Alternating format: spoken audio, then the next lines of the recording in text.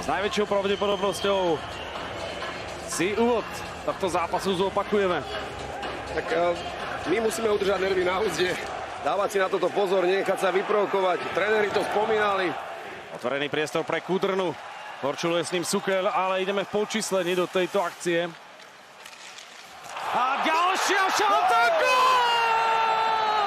Na tohto ročnom šampionáte Andrej Kudrna to nádherne potiahol. Zatiaľ puk do pásma našiel aj s prispením Tečuse. A teraz naša šanca 2-1. Tatar, Hudáček, Tatar, Hudáček, gól! Genialita Libora Hudáčka, že sledoval tú situáciu. Tomáš Tatar sa už v tejto chvíli rozhodol, že pôjde do zakončenia. Aj keď s príspením štát, ktorý stihol naskočiť na ľad. Ale Američania majú púk a hlava aj kryje, ale už dorážka Boldyho končí v našej bráne.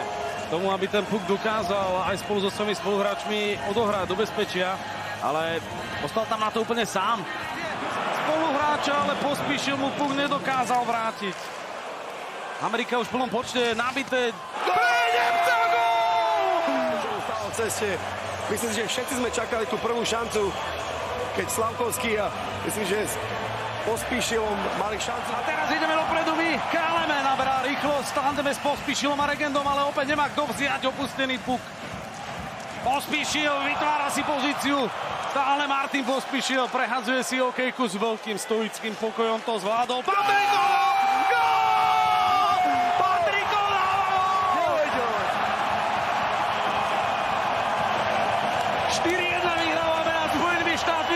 A teraz to berú obráncovia do svojich rúk. Plne pripravený a strší z neho veľké sebavedomie, rovnako ako od našich obráncov. Dohráva našich hráčov jedného po druhom, ako na bežiacom palce si ich striedá. Je to taký ten hráč, ktorý, ako ste vravili, sa aj s viacerými hráčmi dokáže superom dostať. Sa Patrikov hňal stiahnuť k úrovni modrej čiary. A tu potom Mario Grman chýbal pred Hlavajom. Tie pochody môžu medzi touto trojicou pokračovať naďalej. Tam tvrdé pristátie mal Cehlárik, ale arbitri vylúčovať nebudú. Kečak. Kirby po jeho ľavici, stále Brady Kečak. Si vykúpal a dáva gól.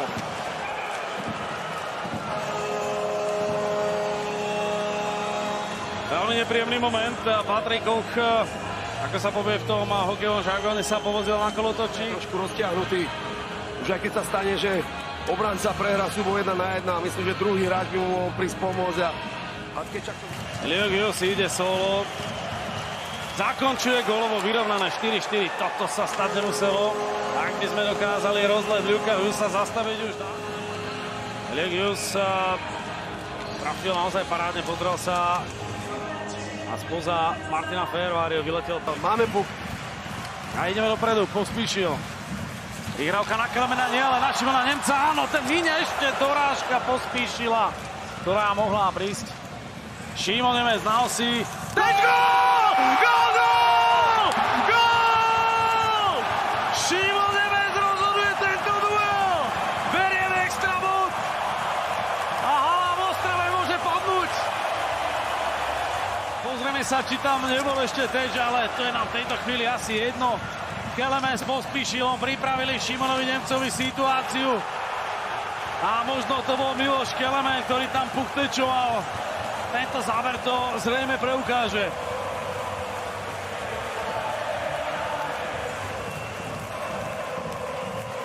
Skvelý tež Miloša Kelemena. Ten si dnes užil zápas dokonale, my si užijeme našu štátnu hymnu, ktorú v Ostrave budeme počuť po druhýkrát. Dnes to u Miloša Kelemena začalo, ale aj skončilo.